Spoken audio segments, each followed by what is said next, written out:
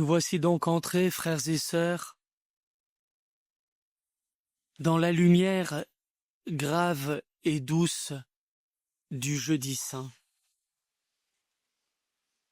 Ce soir, l'Église fait mémoire d'un triple mystère. L'institution de l'Eucharistie, la naissance du sacerdoce ministériel et le commandement nouveau de l'amour fraternel. En cette nuit où tout commence, où tout est donné, nous sommes conviés à entrer dans le cénacle avec les apôtres, à nous asseoir à la table du Seigneur, à nous laisser laver les pieds par le Maître, à recevoir de ses mains le pain et le vin devenus son corps livré et son sang versé. Ce soir, l'amour, plus exactement Dieu amour, parle non par de grands discours, mais par des gestes silencieux, bouleversants, définitifs, éternels. Ce soir, le Christ se fait nourriture, il se fait serviteur, il se fait don. Et il nous laisse en héritage ce qui doit habiter notre mémoire, guider notre foi et transformer notre vie. Faites cela en mémoire de moi. Alors, frères et sœurs, entrons avec foi dans ce mystère. Demandons à l'Esprit Saint de nous ouvrir l'intelligence et le cœur pour accueillir la richesse infinie de ce que nous célébrons. Car ce que Jésus a fait en cette nuit sainte, il le fait encore aujourd'hui, ici, pour nous. Dans le passage de la deuxième lecture que nous avons entendu, la première lettre aux Corinthiens, Paul nous a rapporté les paroles du Christ. Nous les avons entendues, ces paroles chargées de mystères qui manifestent avec clarté la volonté de celui-ci. Sous les espèces du pain et du vin, il se rend présent en son corps livré et en son sang versé.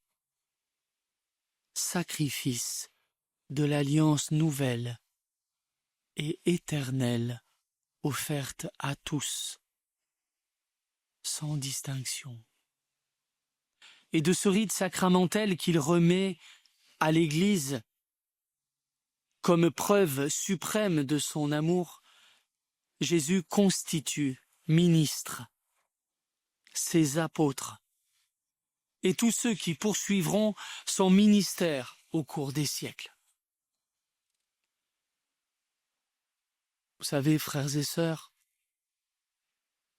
sans manquer de réalisme sur la diminution des vocations sacerdotales, ministère sacerdotal aujourd'hui, c'est là ma raison la plus grande d'espérer et de croire que les prêtres ne manqueront jamais à l'Église du Seigneur. Parce que ce qui est premier, c'est pas le sacerdoce ministériel. Ce qui est premier, c'est le don de Dieu dans son Eucharistie. Et ce don est éternel et définitif. Et pour le donner, le Christ a voulu ses prêtres.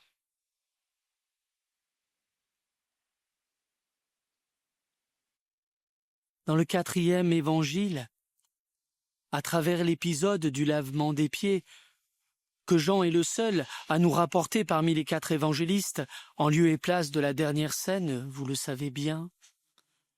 Oui, Saint Jean nous donne aussi le sens du sacrement de l'Eucharistie et le sens du sacerdoce ministériel. À chaque Eucharistie et à travers les ministres ordonnés qui doivent en épouser la forme, nous avons de la part de Dieu le témoignage d'un amour qui va, nous l'avons entendu, jusqu'au bout, jusqu'à la fin, jusqu'au télos. Et nous pouvons accéder à nouveau au don du salut, c'est-à-dire à une communion renouvelée, consolidée, avec le Père que le Fils nous communique dans l'esprit d'amour.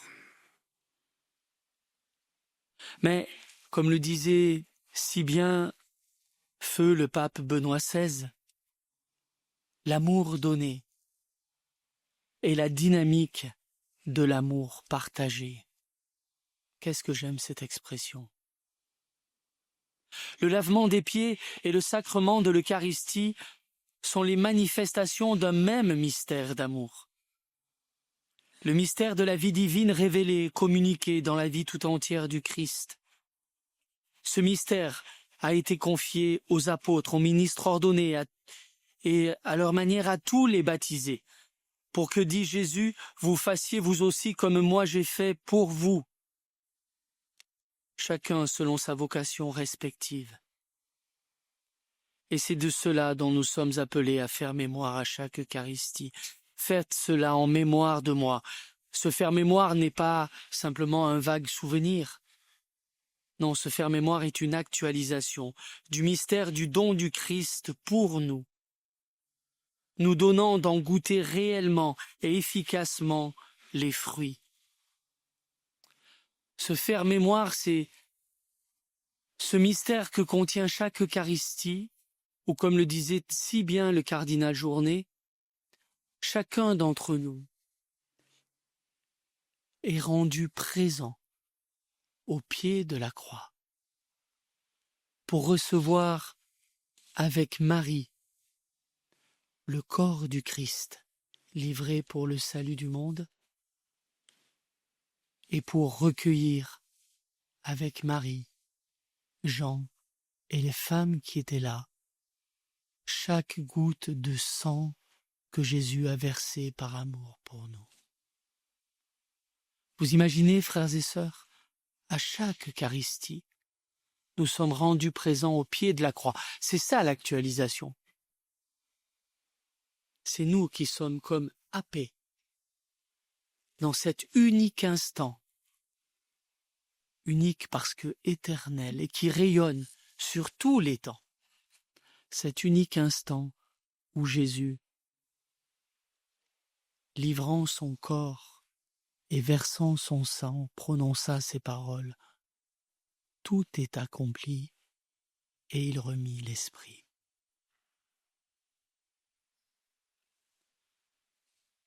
Par ce don du Christ, il a institué une mystérieuse contemporanéité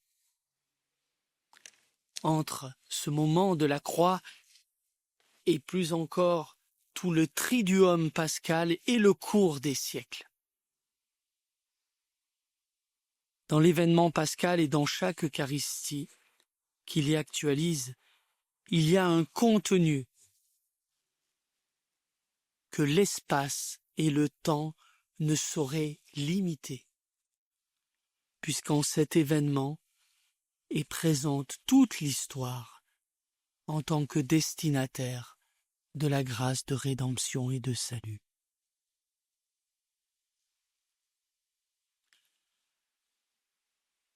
À chaque Eucharistie, Dieu se donne, et en se donnant à nous, Dieu se fait le serviteur de notre salut. Serviteur de notre salut. Il nous lave tout entier en nous incorporant à lui par la communion eucharistique. Il nous invite à accueillir son amour sauveur et à nous laisser transformer par lui, afin ensuite d'en être les canaux auprès de nos frères. L'amour donné et la dynamique de l'amour partagé. Si je ne te lave pas les pieds, tu n'auras pas de part avec moi. Autrement dit, tu ne pourras pas aimer d'un amour sauveur à l'image du mien. Oui, c'est bien dans la mesure où nous nous unirons au cœur eucharistique du Christ, où nous nous laisserons laver par lui, que nous lui permettrons d'opérer en nous ce débordement que nous appelons charité fraternelle. Frères et sœurs, le jeudi saint constitue donc une invitation renouvelée à rendre grâce pour le don suprême de l'Eucharistie, que nous avons à accueillir avec dévotion et à adorer avec une foi vivante, pour qu'elle puisse déployer en nous tous ses effets. Voilà pourquoi l'Église nous invite ce soir, après la célébration de la messe, à veiller en présence du très saint sacrement des saintes espèces, en faisant mémoire de l'heure que Jésus passa dans la solitude et la prière à Gethsémani, avant d'être arrêté et ensuite condamné à mort. Oui, Seigneur, nous te rendons grâce pour le don de l'Eucharistie, signe éternel et efficace de ton amour divin pour nous. Ce don de ton amour nous soutient sur le chemin de la pleine communion avec le Père à travers toi et dans l'Esprit. Ce don de ton amour nous éduque aussi à l'amour et nous permet de goûter déjà les prémices de la joie du royaume. En prenant le temps ce soir de t'adorer dans les saintes espèces et de méditer le mystère de la dernière scène, Seigneur, c'est l'âme remplie de gratitude que nous voulons nous plonger dans l'océan d'amour divin qui jaillit de ton cœur. Amen.